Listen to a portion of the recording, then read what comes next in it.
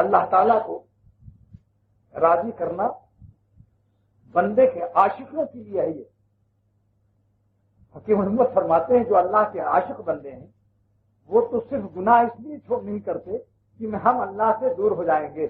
کوئی عاشق اپنے محبوب سے دور نہیں ہونا چاہتا، دوری نہیں چاہتا۔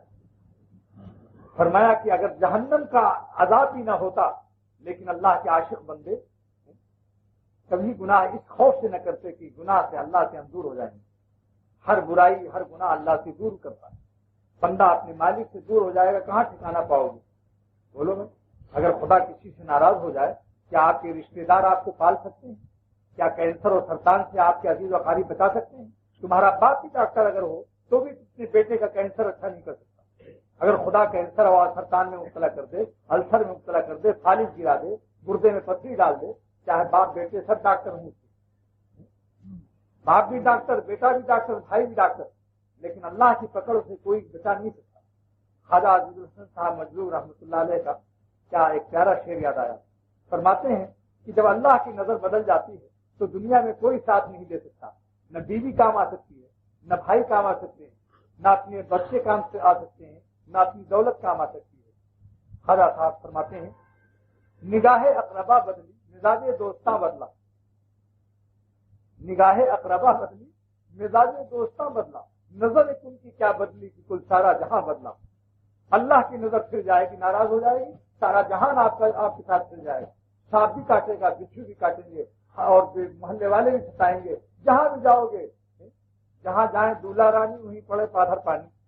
یہ یو پی کا ایک مشہور ہے کہ ایسی آپ کو دولہا رانی بنا دیا جائے گا، جہاں جاؤ گے وہیں پتھر پانی برسے گا تمہارے اوپر، کہیں چین نہیں پا سکتا۔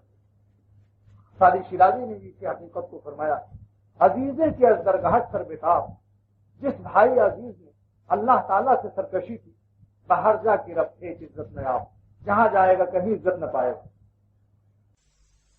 ایک بزرگ فرماتے ہیں جب مجھ سے کوئی گناہ ہو جاتا ہے تو میرا گدھا بھی نافرمانی کرتا ہے، میرا گھوڑا بھی نافرمان ہو جاتا ہے، میری بیوی کا مزاج بھی بدلا ہوتا ہے، میرے جتنے ماتحت ہوتے ہیں، کیونکہ ہم نے اپنے بڑے کو ناراض کر دیا تو ہمارے ماتحتوں کو ناراض کر دیا تھا، اس کا یہ سزا ہوتی۔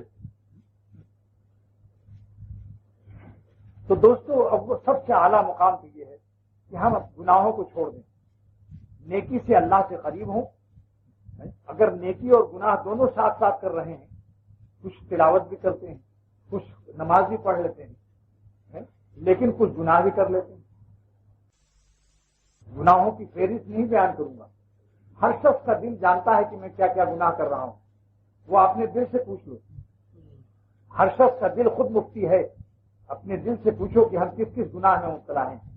لیکن نیکی سے آپ قریب ہوتے ہیں اور گناہ سے اللہ سے دور ہوتے ہیں، نتیجہ کیا ہوگا؟ ایک دن موت آ جائے گی، خدا نہ کرے کہ اسی نافرمانی کے وقت میں موت آ جائے، توبہ کی توفیق نہ ہو۔